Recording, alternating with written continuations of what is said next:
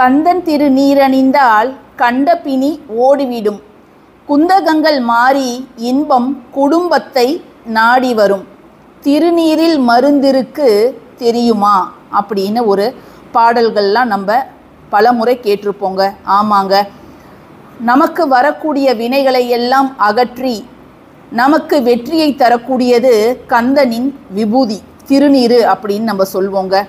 இந்த திருநீரை வைத்து நாளைய தினம் நாம் செய்யக்கூடிய ஒரு விசேஷமான வழிபாடு என்ன அப்படிங்கிறதா நம்ம இந்த பதிவில் பார்க்க போகிறோம். இந்த வழிபாடு அப்படிங்கிறது நாளை புதன்கிழமை 22/5/2024 அன்று தொடங்கி அடுத்த 90 நாட்களுக்கு நாம் செய்ய போகிறோங்க.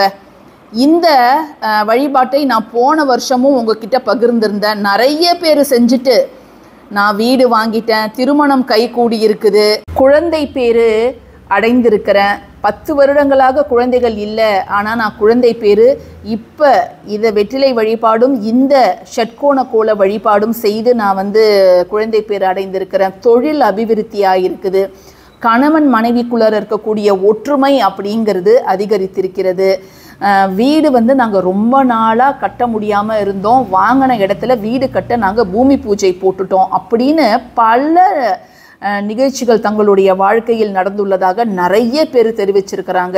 நாளைக்கு வருடத்தில் வரக்கூடிய மிக மிக அற்புதமான முருகனுக்கே உரிய ஒரு நாள் அப்படின்னா நாளைய தினம். அதனால் நாளைய தினம் யாரெல்லாம் இந்த வழிபாடை நாங்கள் போன வருடம் தவற விட்டுட்டோம் அப்படின்னு நினைக்கிறவங்க இந்த வருடம் நாளை இதை நீங்கள் ஆரம்பிங்கங்க. இதற்கு குறிப்பிட்ட நேரம் அப்படின்லாம் கிடையாது. நாளை காலை நீங்கள் 8 மணிலேருந்து மறுநாள் காலை 8 மணி வரை நீங்கள் அந்த 24 மணி நேரத்தில் எப்போ வேணாலும் இந்த வழிபாடை செய்யலாம். குளித்து முடிச்சுட்டு உங்களுடைய பூஜை அறையில் இருக்கக்கூடிய முருகன் படத்திற்கு நீங்கள் பூ பொட்டு அலங்காரம் தீப தூபம் எல்லாத்தையும் செஞ்சுட்டு இதை மாதிரி ஒரு தாம்பாளம் எடுத்துக்கோங்க. அதில் சுத்தமான விபூதி நல்ல வாசனையாக இருக்கணும். நீங்கள் பேக்கெட்டை ஓப்பன் பண்ணதுமே அப்படி ஒரு வாசனை இருக்கணும். அந்த விபூதியை இது பண்ணிக்கோங்க. இதை தாம்பாளம் முழுவதும் இதை மாதிரி பரப்பிடுங்க. ஏன்னா இது 90 நாட்கள் இந்த தாம்பாளம் அப்படியே இருக்கணும். இதை நம்ம எந்த விதமான தொந்தரவும் பண்ணக்கூடாது. நடுவில் வேணும் அப்படிங்கிறதுக்காக நீங்கள் இந்த தாம்பாளத்தை எடுக்கவும் கூடாது. வெள்ளியோ பித்தளையோ அல்லது மண் தட்டு அதை மாதிரி இருந்ததுன்னா கூட பரவாயில்ல. நீங்கள் வாழை இலைலாம் பயன்படுத்த முடியாது, ஏன்னா அது கருகிடும். பாக்கு மறு தட்டு வேணால் நீங்கள் பயன்படுத்தலாங்க. இப்போது நாளைய தினம் நீங்கள் இந்த விபூதியில் போட வேண்டியது என்ன அப்படின்னு கேட்டிங்கன்னா மிக மிக சக்தி வாய்ந்த ஷட்கோண கோலத்தை நீங்கள் இதில் போடணுங்க. இப்போ நான் விபூதியில் திருநீரில் ரொம்ப அழகான ஷட்கோண கோலம் போட்டிருக்கிறேன். நார்மலான அந்த மந்திரம் என்ன அப்படின்னு பார்த்தீங்கன்னா ஓம் சரஹண பவ. அதனால் ச அப்படிங்கிற எழுத்து தான் அந்த ஷட்கோணத்தோட மேலே உச்சியில் இருக்க வேண்டிய எழுத்து. அதை தொடர்ந்து மற்ற எழுத்துக்கள் வரும். நம்முடைய வாழ்க்கையில் இருக்கக்கூடிய அனைத்து பிரச்சனைகளையும் முழுவதுமாக தீர்க்கக்கூடிய ஒரு சக்தி இந்த மகா மந்திரத்துக்கு இருக்குங்க. இந்த சரஹண பவ அப்படிங்கிறத நம்ம 6 வகைகளாக சொல்லலாம். ஆனால் நம்ம பெரும்பாலானோருக்கு தெரிஞ்சது ஓம் சரஹண பவ தான். அதை எப்படி நம்ம மாற்றி எழுதலாம் அப்படின்னு பார்த்தீங்கன்னா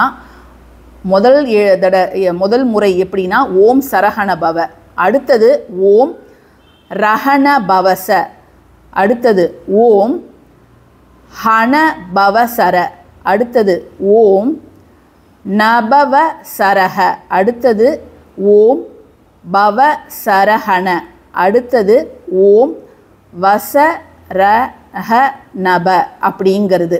ஸோ உங்களுக்கு என்ன பிரச்சனையோ அதற்கு ஏற்ற மாதிரி இந்த முதல் எழுத்தை நீங்கள் மேலே மாற்றி எழுதிக்கலாம்.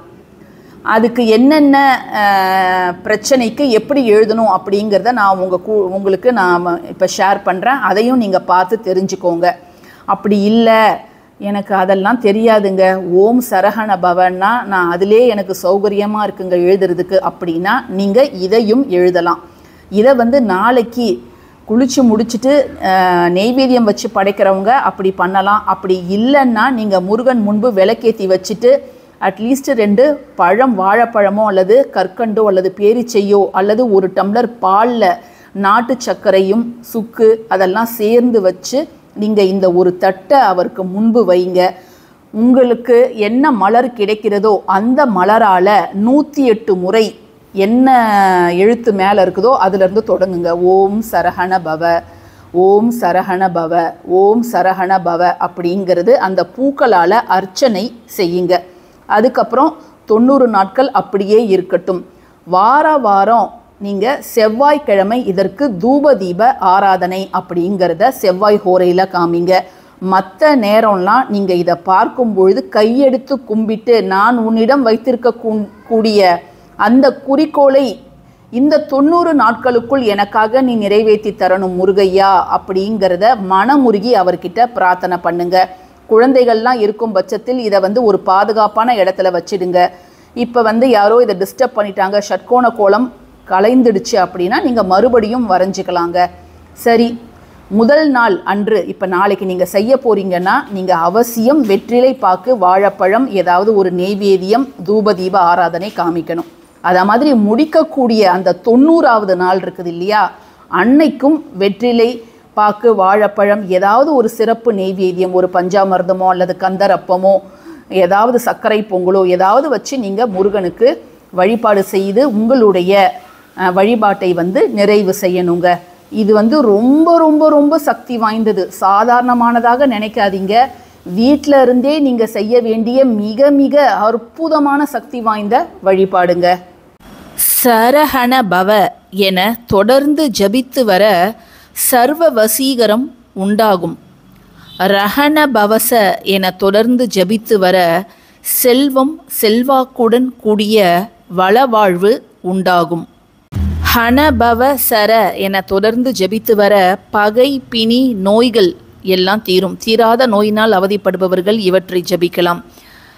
நபவ சரஹ என தொடர்ந்து ஜபித்து வர எதிர்ப்புகள், எதிரிகளால் வரும் துன்பங்கள் எல்லாம் நீங்கிவிடும்.